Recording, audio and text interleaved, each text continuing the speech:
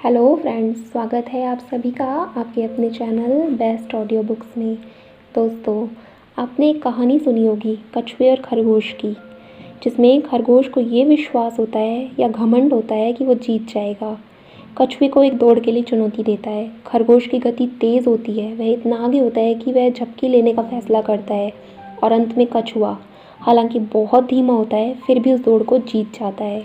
तो दोस्तों, ये कहानियाँ हमें नैतिकता की बातें सिखाने के काम आती हैं। तो आप कल्पना कीजिए, क्या कोई ऐसी शक्तिशाली कहानी हो सकती है जिसके प्रभाव में आकर कोई व्यक्ति अपना सब कुछ, अपनी सबसे कीमती चीज़ों को बेच दे और संन्यास ले ले? तो आप सोच रहे होंगे नहीं, लेकिन आज हम एक ऐसी ही स्टोरी डिस्कस करने वाले हैं जहाँ पर एक लॉयर जो बहुत करोड़पति होता है अपना सब कुछ बेच करके संन्यास ले लेता है। तो हमारी इस बुक का नाम है the monk who sold his Ferrari, जिसे रॉबिन शर्मा के द्वारा लिखा गया है। तो चलिए शुरू करते हैं। दोस्तों, आप अपनी लाइफ में आज जो कुछ भी हैं, अपने द्वारा लिए गए डिसीज़न और चॉइसेस इसकी वजह से हैं।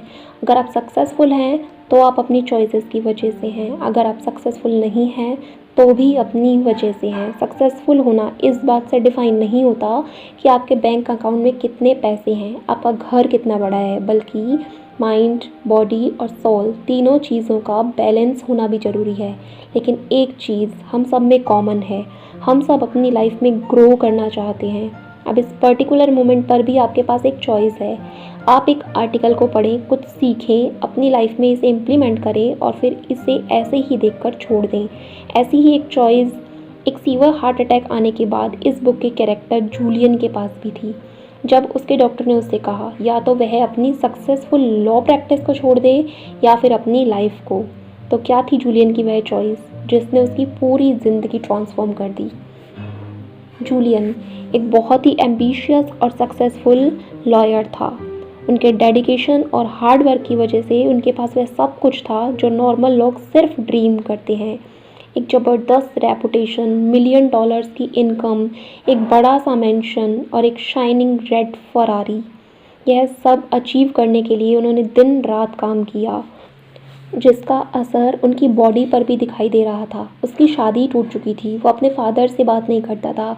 उनकी out of balance life style और ईटिंग हैबिट की वजह से वह ओवरवेट हो चुका था और अब वह 53 वर्ष की उम्र में ही 70 जितना दिखने लगा था, जिसका परिणाम फाइनली हार्ट अटैक के रूप में सामने आया।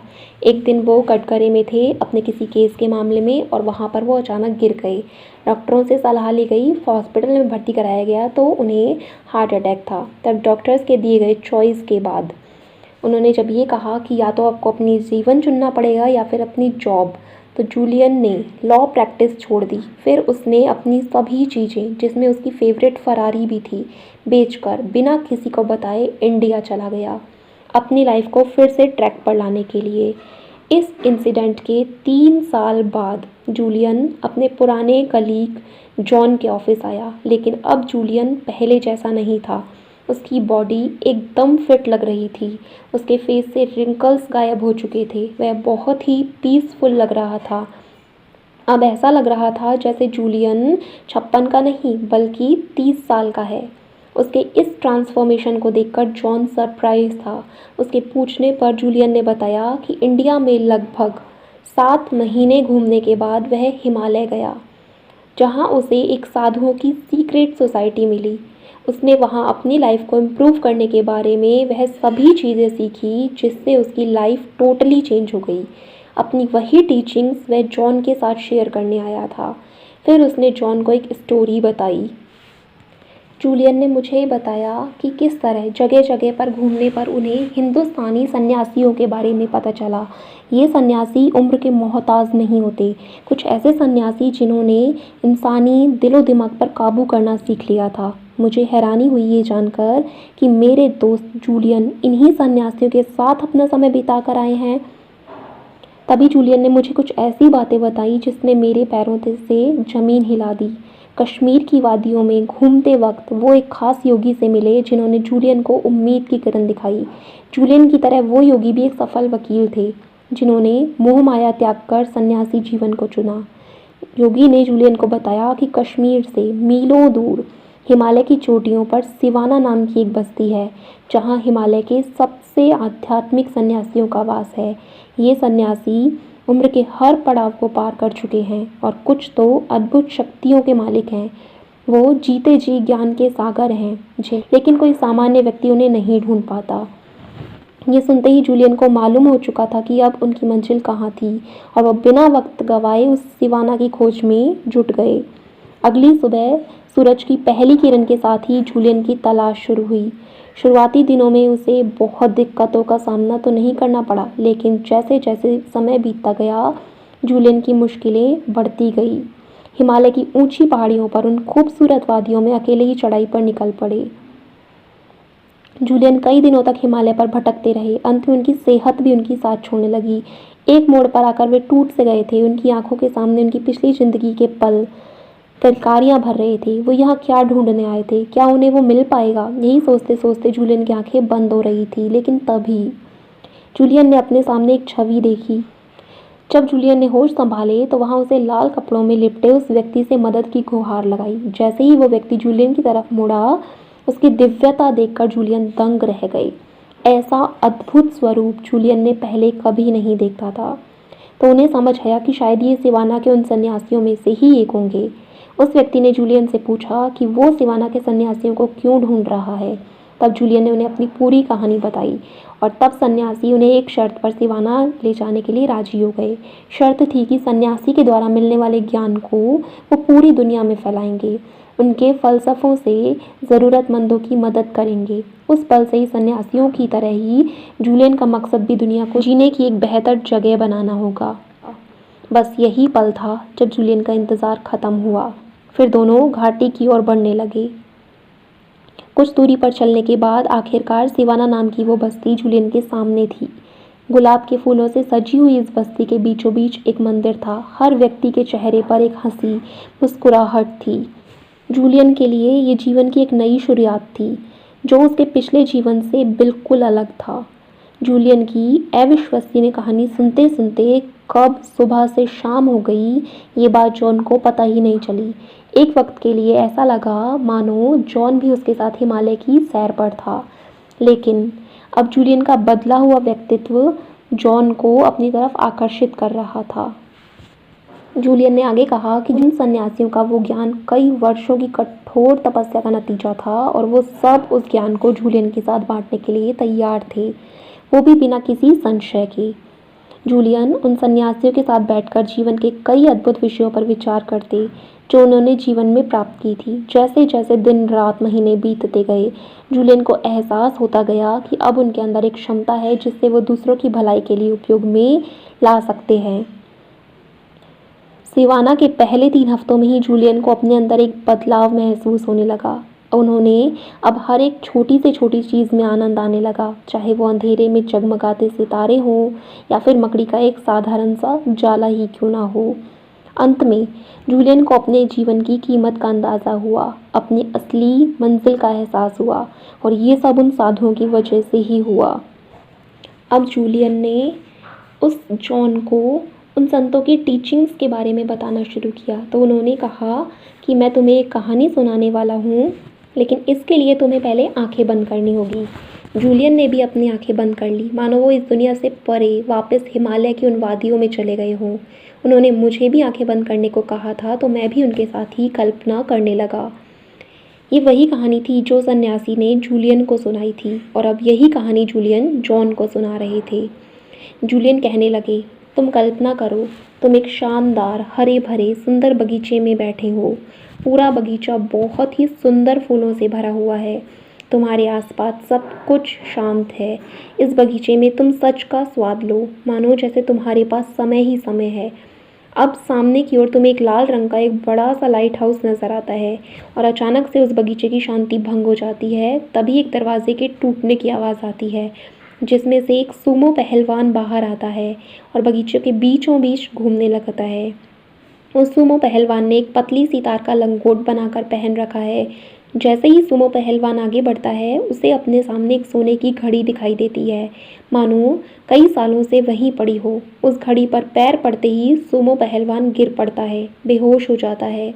कुछ देर सांस लेते ही उसे गुलाब के फूलों की सुगंध आती है और वह तुरंत वापस खड़ा हो जाता है। होश संभालते हुए आसपास देखने लगता है। उसे झाड़ियों में से एक रास्ता दिखाई देता है जो ढेर सारे हीरों से भरा पड़ा है। बिना वक्त गवाए वो सूमो पहलवान उस रास्ते पर निकल पड़ता है और तुम्हारी आंखों से ओझल हो जाता है।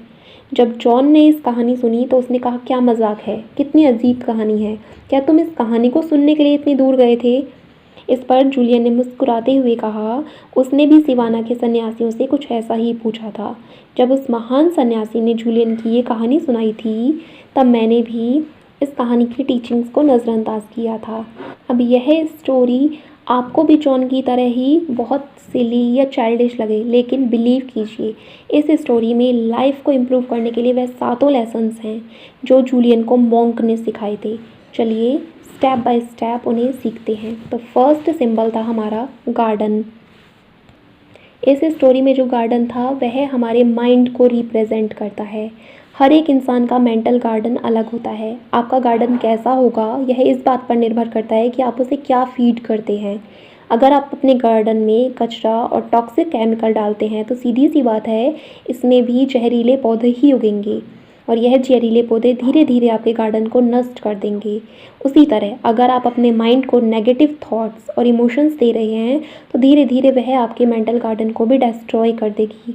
आपको निरंतर मॉनिटर करना पड़ेगा कि आप अपने माइंड को क्या देते हैं। एक भी नेगेटिव थॉट आपके माइंड के लिए बहुत ज़्यादा हानिकारक है। जूलियन ने माइंड पर कंट्रोल लाने के लिए 3 मेथड्स बताए। पहला, हार्ट ऑफ रोज़, यानी आपको रोज़ शांत जगह पर बैठकर एक रोज़ के सेंटर पर फोकस करना है। आपका पूरा फोकस रोज़ पर रखना है। जो भी दूसरी थॉट आती है उसे साइड कर देना है। धीरे धीरे आपका कंसंट्रेशन पावर बढ़ जाएगा। दूसरा है अपोजिशन थिंकिंग। जब भी आपके माइंड में कोई नेगेटिव थॉट आए उसे एक पॉजिटिव थॉट से बदल दीजिए। जैसे अगर आप दुखी हैं तो आप खुश हो जाने की कोई चीज़ सोचिए। तीसरा, सीक्रेट ऑफ द लेक। जो भी आप अचीव करना चाहते हैं उसे एक शांत जगह पर बैठकर विजुअलाइज कीजिए। कल्पना कीजिए कि आप वो बन रहे हैं। जैसे अगर आप एक डांसर बनना चाहते हैं तो आप इमेजिन कीजिए कि जब आप बन जाएंगे तो आप किस तरह से नाचेंगे, लोगों के सामने किस तरह से चलेंगे, किस तरह से डांस करेंगे, क्या बोलेंगे। तो आपके धीरे धीरे मेंटल गार्डन का कंट्रोल आपके हाथों में आ जाएगा। हमारा दूसरा सिंबल था वो लाइट हाउस। लाइट हाउस एक सिंबल है आपके लाइफ के पर्पस और गोल्स के लिए। पुराने ज़माने में लाइट हाउस शिप्स को तूफान के टाइम पर डायरेक्शन दिखाने के लिए ज़्यादा यूज़ होते थे। उसी तरह जब हमारी लाइफ में इंटरवेलेंस का टाइम आता है तब हमारी सोची हुई चीज़ें पूरी नहीं होती या कुछ भी सही नहीं हो रहा होता, तब आपका गोल, आपका पर्पस आपको सही डायरेक्शन देता है। गोल को अचीव करने के लिए जूलियन ने 5 स्टेप्स बताए हैं। विजुअलाइज, आपको लाइफ में जो भी चाहिए उसे इमेजिन करिए। उदाहरण के लिए अगर आपका गोल वेट लॉस करना है तो आपको सुबह उठकर अपने आप को फिट बॉडी में कल्पना कीजिए। मेंटल पिक्चर जितनी क्लियर होगी उतना ही ज़्यादा इफेक्टिव प्रोसेस होगा। सेकंड है पॉजिटिव प्रेशर। जब आप अपना गोल बना लेते हैं तो उसे अपने फ्रेंड्स और फैमिली में अनाउंस कर दीजिए। जब लोगों को आपका गोल पता होगा तो वह आप पर एक पॉजिटिव प्रेशर क्रिएट करेंगे और आप अपने गोल को सीरियसली लें उसे पूरा करने की तरफ। नेक्स्ट है टाइमलाइन। एक एग्जैक्ट डेट निर्धारित कीजिए कि आप उस गोल को कब तक अचीव कर पाएंगे। इसे अपने गोल की बुक पर लिख दीजिए। नेक्स्ट है मैजिक रूल ऑफ 21। कोई भी एक्टिविटी जो हम करते हैं अगर हम उसे 21 दिन तक रोज़ाना सेम टाइम पर करेंगे तो वो हमारी एक हैबिट बन जाएगी और फिर उसे बाद में करना आसान हो जाएगा। और हमारा सबसे लास्ट एंड इम्पॉर्टेंट पॉइंट है एन्जॉय द प्रोसेस।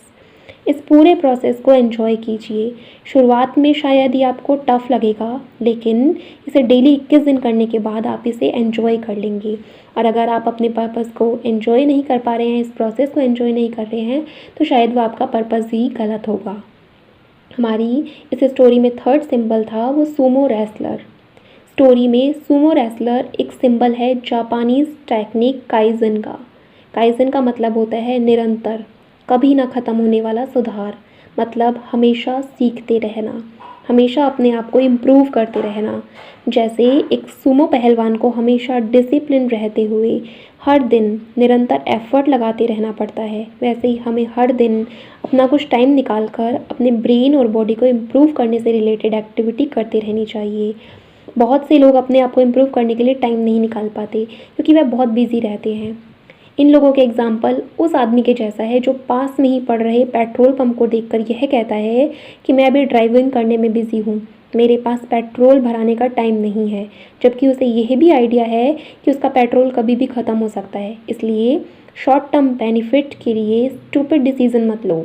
इसलिए अपना टाइम निकाल कर हर रोज़ मेंटली और फिज़िकली अपने आप को इम्प्रूव करो ताकि आप अपने डेस्टिनेशन तक खुशी खुशी पहुंच जाओ बिना बीच में रुके।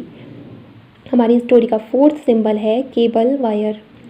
चौथा इम्पॉर्टेंट एलिमेंट जो कहानी में आता है वो होता है केबल वायर, जो एक छोटी सी चीज़ है लेकिन उस पहलवान की पूरी इज्जत उसके हाथों में होती है। यहाँ पर केबल सिंबलाइज करता है इंसान के सेल्फ कंट्रोल और सेल्फ डिसिप्लिन को। अगर आपने कभी केबल वायर को अंदर से देखा होगा तो आपको पता होगा उसमें पतले पतले बहुत सारे वायर्स होते हैं जो सारे मिलकर उस केबल को बनाते हैं। वह पतले वायर अकेले तो काफ़ी कमज़ोर होते हैं लेकिन एक साथ मिलकर वो केबल को लोहे से भी ज़्यादा मजबूत बना देते हैं। ठीक इसी प्रकार हमारा सेल्फ कंट्रोल और सेल्फ डिसिप्लिन छोटी छोटी चीज़ों से मिलकर बनता है। जैसे ही कुछ अनहेल्थी खाने की बजाय कुछ हेल्थी चीज़ खाने का सेल्फ कंट्रोल। यदि आपका कोल्ड ड्रिंक पीने का मन है तो उसकी जगह सिर्फ पानी पी लेना, लिफ्ट की बजाय सीढ़ियों का यूज़ कर लेना, कोई मूवी देखने की बजाय एक बुक का अच्छा पेज पढ़ लेना, देर से सोने की बजाय जल्दी उठने का डिसिप्लिन बनाना। वैसे तो ये छोटी छोटी चीज़ें आपको अकेले अकेले इतनी बड़ी और जल्दी चेंजेस वाली लाने वाली नहीं लगेंगी, लेकिन ये छोटे छोटे डिसीज़न ही आपकी लाइफ में बहुत बड़े चेंज लाएंगे। इसलिए अपने छोटे छोटे नेगेटिव डिसीजंस को अपने पॉजिटिव डिसीजन से रिप्लेस करो। इससे आपका सेल्फ कंट्रोल और सेल्फ डिसिप्लिन बहुत ज़्यादा बढ़ेगा, जो हैप्पी और सक्सेसफुल लाइफ जीने के लिए बहुत ज़्यादा ज़रूरी होता है। हमारी इस स्टोरी का फिफ्थ सिंबल था वो स्टॉप वॉच। पांचवी इंपॉर्टेंट चीज़ जो कहानी में आती है वह पुरानी घड़ी होती है जो सिंबलाइज करती है इंसान के टाइम को। हर इंसान चाहे वो कितना भी अमीर हो या कितना भी गरीब, उसे दिन के बराबर 24 घंटे ही मिलते हैं, ना दूसरों से 1 मिनट ज़्यादा और ना ही 1 मिनट कम। लेकिन वो बात उस अमीर और खुश इंसान को उस गरीब और दुखी इंसान से अलग रखकर ऊपर लाती है, वह है उसके टाइम को यूज़ करने का तरीका। एक गरीब इंसान अपने टाइम की वैल्यू नहीं करता, वह दिन भर बहुत ही फालतू चीज़ों में अपना टाइम वेस्ट करता है, काम को टालता रहता है, जबकि एक सक्सेसफुल इंसान अपने टाइम की सबसे ज़्यादा वैल्यू करता है, उसे संभाल कर यूज़ करता है। अब इसका मतलब यह भी नहीं है कि वह 24 घंटे काम ही करेगा, दूसरी चीज़ों को भी एंजॉय करता है, बल्कि इसका मतलब यह है कि वह अपने टाइम को स्मार्टली मैनेज करता है, जिससे वह काम भी करता है और एंजॉय भी सेम उसी 24 घंटे में। हमारा नेक्स्ट सिंबल है द फ्रेग्रेंट रोज़। छठी चीज़ जो इस कहानी में आती है वह होती है फ्लावर्स की खुशबू। चाइनीज़ में एक कहावत है, थोड़ी सी खुशबू उस हाथ में भी रह जाती है जो हाथ दूसरों को फूल देते हैं। तो यहाँ ये फूल और उसकी खुशबू इस बात को सिंबलाइज़ करती है कि हमारा दूसरों की मदद करना, वह भी बिना कुछ अपना फ़ायदा सोचे। एक इंसान कितना भी अमीर क्यों ना हो जाए, वह कितने भी करोड़ों अरबों रुपए क्यों ना कमा ले, लेकिन उसे वह सेटिस्फिकेशन नहीं मिल पाएगा जब तक वह दूसरों की मदद नहीं करता। जो हैप्पीनेस एक इंसान को दूसरे इंसान की मदद करने पर मिलती है, इसलिए आप देखोगे कि दुनिया के सबसे अमीर लोग जो पैसे कमा कमा कर थक जाते हैं, वह लोग उन लोगों की मदद करने में अपना ज़्यादा पैसा लगाते हैं, क्योंकि यह चीज़ ही उन्हें सेटिस्फिकेशन और रियल हैप्पीनेस देती है। इसलिए अगर आपको भी एक खुश इंसान बनना है तो हमेशा सेल्फलेसली दूसरों की छोटी छोटी मदद तो करते ही रहो। हमारी इस स्टोरी का लास्ट सिंबल था पाथ ऑफ डायमंड्स। आखिरी और सातवीं चीज़ जो इस कहानी में आती है वह एक रास्ता होता है जो डायमंड से भरा होता है, जिसमें आखिरी में वो सुमो पहलवान जाने लगता है। इस डायमंड से भरा रास्ता या जो डायमंड्स हैं वो रिप्रेजेंट करते हैं हमारे लाइफ के प्रेजेंट को, हमारे अभी के इस पल को, नाउ जिसे हम जी रहे हैं। आज की लाइफ में ज़्यादातर लोग अपने पास्ट और फ्यूचर को सोचने में इतने बिजी रहते हैं, वह अपने आज को जीना ही भूल जाते हैं। उदाहरण के लिए, जब वह छोटे रहते हैं तो सोचते हैं बड़े होकर मज़ा करेंगे, जब वह बड़े होते हैं तो सोचते हैं बचपन ही अच्छा था, फिर बूढ़े होते हैं तो सोचते हैं जवानी अच्छी थी, फिर वह कभी अपने प्रेजेंट को एंजॉय नहीं करते। वो सोचते हैं कि पैसे आएंगे तो खुश रहूँगा, कार आएगी तो खुश रहूँगा। नहीं, बिल्कुल नहीं। पैसे होना अच्छी चीज़ है, आपको खूब कमाने चाहिए, पर यह भी याद रखो कि बस पैसा ही हमेशा खुश नहीं कर सकता। खुश रहना है तो आज में रहना सीखो। आज जो चीज़ें आपके पास हैं उन छोटी छोटी चीज़ों को जियो। जैसे कि कुछ और नहीं तो अपने माँ बाप, अपने पार्टनर, अपने फ्रेंड्स, बच्चों के साथ जो आपको आज मिल रहा है उसमें खुश रहो, उसकी वैल्यू करो, क्योंकि फ्यूचर में ये छोटी छोटी चीज़ें ही आपको पता चलेंगी। यह आपकी ज़िंदगी के सबसे बड़े और सबसे महंगे डायमंड थे, जिसे दुनिया की कोई भी दौलत कभी रिप्लेस नहीं कर पाएगी। इसलिए अपने प्रेजेंट को जितना हो सके उतना खुशी से जियो। तो ये थे 7 वर्च्यू जो हज़ारों सालों से मोंक फॉलो कर रहे थे, जिसने पता नहीं कितने लोगों को खुशी और सक्सेस दी है। जैसे कि शुरुआत में मोंक ने यह बातें बताने से पहले जूलियन को कहा था कि वह ये नॉलेज अपने दोस्तों के साथ शेयर करेंगे। इसलिए मैं भी आपसे यही बोलना चाहूँगी कि यह नॉलेज उन सब के साथ शेयर करो जिनकी आप थोड़ी सी भी फ़िक्र करते हो, या फिर किसी ऐसे व्यक्ति के साथ जिसको इसकी नीड हो, ताकि आप भी दुनिया में अच्छाई फैला सकें। दोस्तों, अगर आपको पसंद आई है हमारी स्टोरी तो प्लीज़ इसे लाइक कर दीजिएगा, और हाँ, हमारे चैनल को सब्सक्राइब करना मत भूलिएगा। दोस्तों, इसी तरह की और इंटरेस्टिंग वीडियोस को देखने के लिए लिंक नीचे डिस्क्रिप्शन बॉक्स में दिए गए हैं, आप उन्हें जाकर भी विज़िट कर सकते हैं। Thank you.